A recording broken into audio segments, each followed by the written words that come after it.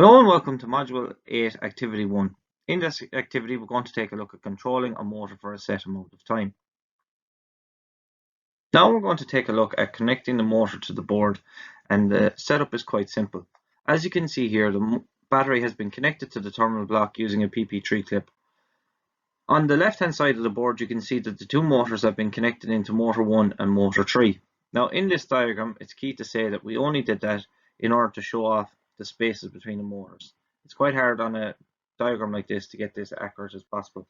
We could have connected the second motor into motor 2, and alternatively we could have connected 4 motors into one into each of those terminal blocks, as we can see it here.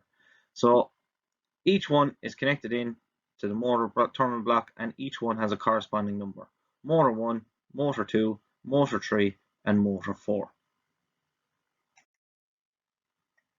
Now we're going to take a look at coding the microbit together, and when we look at it, we always go back to Keith-Quill's model of engaging with coding. As you can see here, it's a 4-step process where we need to plan, first of all, understand the problem and what information we need to solve it. And in this case, we want to turn a motor on and off for a set period of time. The next part of this whole model is to engage with coding, so using the blocks to create the sequence to solve the problem. Then we're going to test it, so determine if the solution is effective, could it be better, and if so, how. And as you can see on screen, it's an iterative loop. If we find a better way to do it, well, then we go back, we replan the code, we then go through the code and engage with the code again. We then test the code and then we apply it. So looking at the code and the blocks that we're going to be using here on the tabs here, first of all, the first one we're going to use is the basic one. And that basic control will allow us to cause different things happening in this code, such as pausing, the length of time for the motor to turn on and turn off. We're also going to be using the inputs. So the inputs are going to be using buttons. So when we press buttons, these things are going to happen. And then the third section of code blocks or code tabs we're going to be using comes from the robotics tab. Now it's key to say that this robotics tab does not exist on your MakeCode when you open up a new project. So we need to engage with that using an extension, and we'll show you how to do that and where to find it in the next section of the video. As you can see here on screen, the blocks that will be needed in order to create the code are as follows. You can see here this purple one here, on button A pressed, is an input.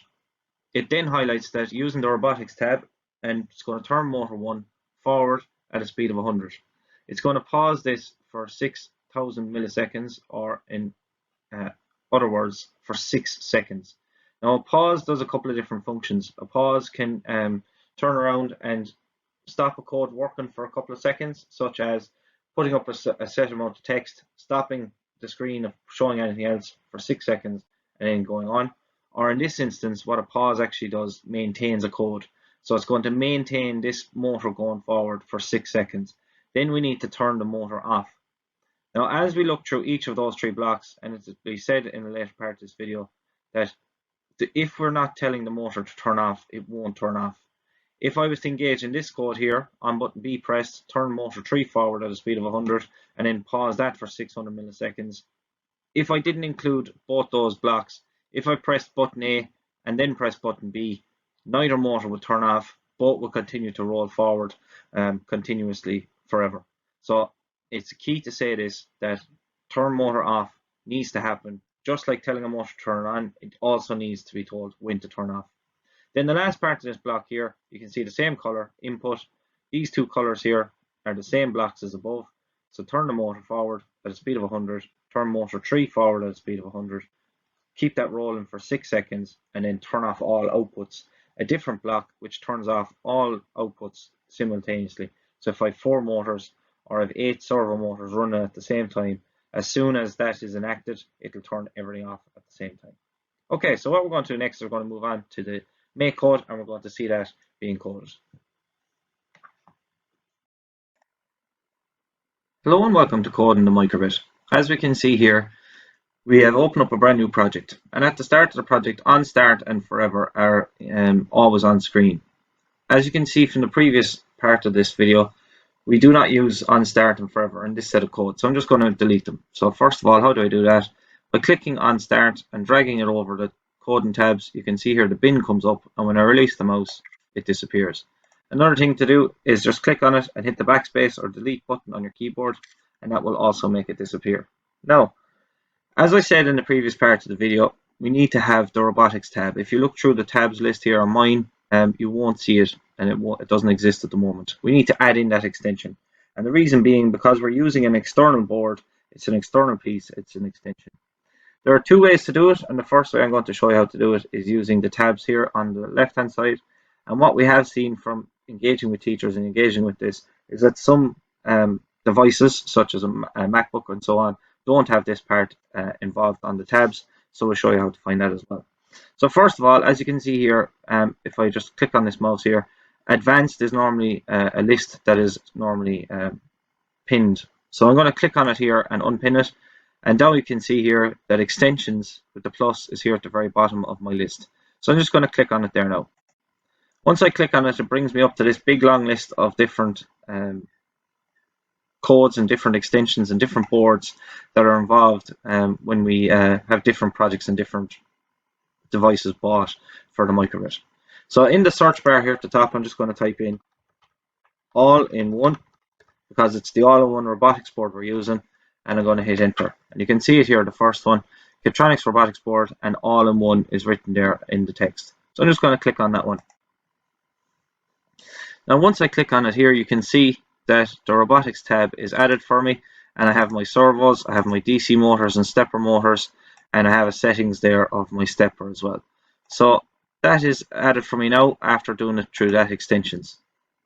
The other way, if you do not have that extensions option on your advanced list, is to come up here to the right hand side of the screen. You'll see this cog here in the top corner that says more, and if I click on that, you'll see extensions is the second one on the list. So if I click on that one, it brings me to the exact same section, the exact same area where I can find all those extensions depending on what different activity or different device is connecting to the microbit. So as I said, once again, same thing, all in one, hit enter, and you can see the extension for it is sitting there, all in one robotics board. And you can add it a couple of times. It's not going to cause an issue if you re-add it like I've just done. Okay. So now what we're going to do is we're going to engage with the code from the start, and looking at the blocks that are needed. First of all, I need on button A pressed, and that's a cerise pink or a purplish color, which is an input. And you can see here it's the very first option for me, on button A pressed. Now what that's going to do is when I press button A, it's going to start off this whole process. As you can see in the code that we were using a while ago, I need to add in a couple of these. So I need on button B pressed, and then I need on button A and B. So I can go back here to on button or the input and find it, or I can do something very simple, is on the outside of the block, just right click and duplicate, and down it drops here, and I have a list of options. Now you can see here that if I hover my mouse over it, tells me the block is disabled, and it tells me I need to attach the block to an event to enable it. Now what does that mean? Very simple. The problem is on button A is one input, and if you remember maths and other different functions in terms of this, that every process can only have one input. So when we look at this here, unfortunately I need to change the control here. So as you can see, there's a drop down arrow. If I click on it, it gives me on button B, and now all of a sudden that block has become live. And then you can see here then again, if I click on this drop down, A and B is another option as well. So there we go, and now all three of those are live, and all three of those will be allowed to be functionable and allowed to be controllable. Now another thing just to make you aware of, because some of you out there might be using the all-in-one robotics board version 2 boards, there's a whole host of other options for you down here using the microbit v2 section at the bottom. And it's keen to say that all version 2 extras, depending if you're using that new microbit board, are always at the bottom list of some of these things. Basic has not changed. Music has changed. As you can see, there's a V2, so it might be important for you to go through some of these and just see which ones have newer, updated ways of doing things. So to start to this now, we're going to take a look at the first block, on button A pressed, and it says in there we've got a couple of green colors, which the green in this instance is the robotics tab. So I'm going to go down here to motors, and the first steps here, the first two you can see on screen. On motor 1, direction forward speed, and turn motor off, they're in charge of DC motors. As you can see here, the last two blocks in this section say stepper, and they're for stepper motors. So what I'm going to do now is I'm going to pull out this one here. I'm going to put in motor 1, direction forward, and this speed. Now this speed, when I click on it here, you'll see the dropper bar or the scrubber bar comes up. I can scroll it up to 100, or if I have a specific speed I want to set it to, I can type that in as well. Okay, so as you can see, just by clicking on that little white section, you can type in there. Now 1000 obviously won't work, the max is 100. So motor 1 is going forward and it's going at this speed of 100. Now, as we've said, we're trying to control this for a set amount of time. So make this motor turn for a set amount of time. So if I go here to basic, and down here near the bottom, I see pause. And you can see here it's in terms of milliseconds. If I click on the drop down here beside the 100, you can see 1 second. If I add it in, it highlights that the number is 1000. 2 seconds, 2000, and 5 seconds is 5000. So the pause in this term of milliseconds is in terms of thousands. So 5000 replicates 5 seconds. So for us, we were saying 6 seconds. So we're just going to put in 6000 again by clicking on the white block and then typing it in. And after this amount of time, I'm going to turn off the motor. So turn off motor 1 and drop that into the block, and away we go. Now, it's key to say a pause block has a couple of different functions. A pause block, when we're talking about code, in a couple of different ways, it can actually stop something for a couple of seconds. So as we've seen before in previous modules used in LearnLog 2020-2021, we used to use a pause in order to stop amount of text. So give it a couple of seconds between text coming up or not. In this instance, the pause is actually used to maintain or continue this block to roll for 6 seconds. So the motor direction forward is being paused for 6 seconds. And then afterwards, we can see the turn off motor. If we didn't include the turn off motor, this DC motor will continue to spin and it will continue to move. Even if I turn around in the next part here, I'm just going to do it very quickly. Very simple. I'm just going to right click here on this motor block and then duplicate it and add it into this block here. I can click on the pause and duplicate it and bring it over for 6 seconds and then turn off the motor. Now, it's key to remember from the previous part of this video that we had it connected on screen into motor 3, into the terminal block for 3. So I click the drop down arrow. I need to program it here to say turn motor 3 direction forward for speed 100. I'm happy enough with that. The last part of this again is turn off motor 3. Now back to the previous point I was making, that if I code this microbit here and press button A, this motor will spin forward. If I didn't include turn off motor 1 here and clicked on button B, motor 1 will continue to spin.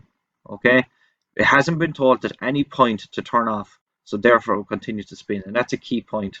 When engaging with the coding challenge and the CPD Day 2020-2021, a few of the responses we got didn't have the turn off motor at the end of it, and if it didn't, as I said, it continues that motor to spin. These things need to be told to turn on, but also need to be told to turn off. Okay, so the next bit now on button A and B pressed, we've said in the code blocks that we're going to turn the two motors on together, and just going again, robotics, down here to motors, and then just going to use this first block here and drop it in.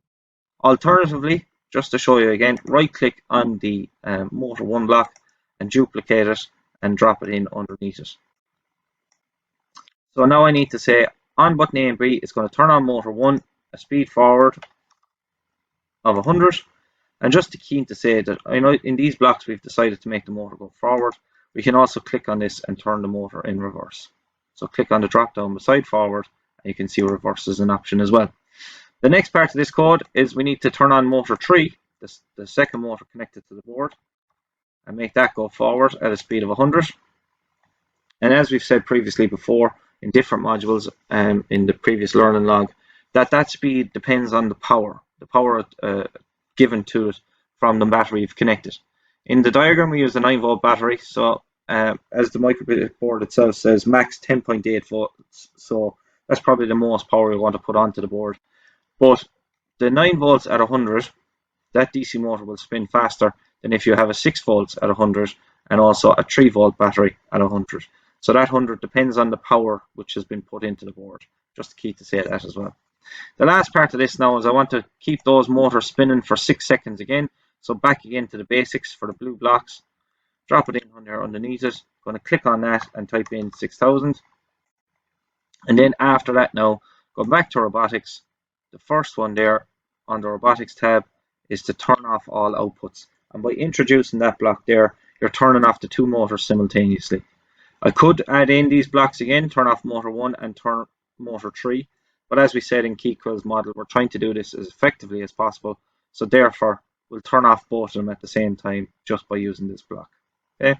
If you've got 4 motors connected, it'll turn all 4 off at the same time, and if you've got servo motors running in conjunction at the same time as this, when this block has been pressed, when A and B has been pressed 6 seconds later, all of those inputs will turn off, or output, sorry, apologies, all those outputs will turn off.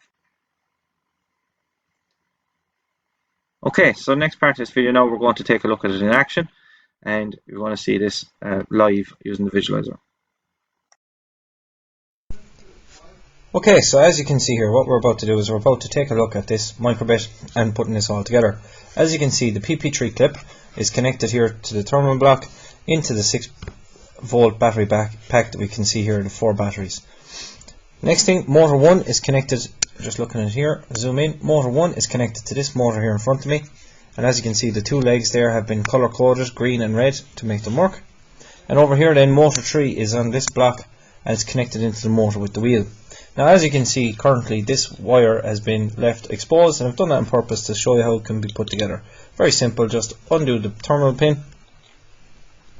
put in the wire connected to the motor, and just using your screwdriver close it down and just check it there with a light little pull to see if it's closed in, and that's it working.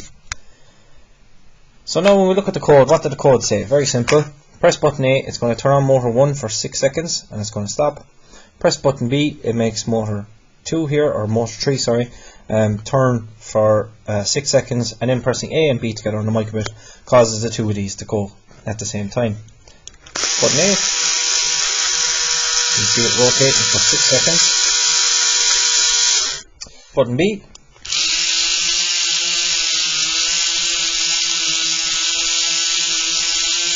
you can see it rotating for 6 seconds, and I think I need to get the tracking sorted on this one. As you can see, the wheel is just a little off shape, causing it to spin on a different axis. So let's go now with the last one, A and B on the microbit.